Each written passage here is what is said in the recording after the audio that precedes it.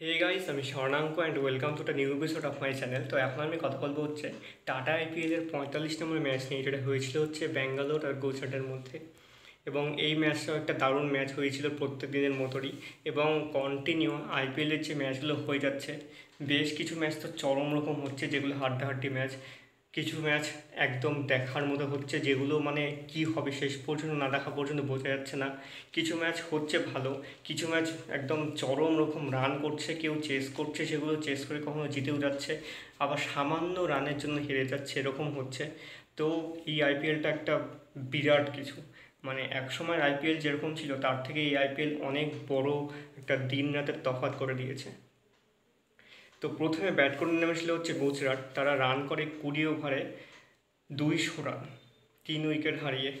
এবং চক্রবর্তী, ঋতুরাজ সেখানে, ভুল হয়ে গেছিলো একটু, সাই এখানে 84 রান করে এবং শাহরুখ খান নামে একজন প্লেয়ার রয়েছেন, তিনি 58 রান করেন। সেটা একটা দারুণ খেলা ছিল এবং দারুণভাবে উঠেছিল।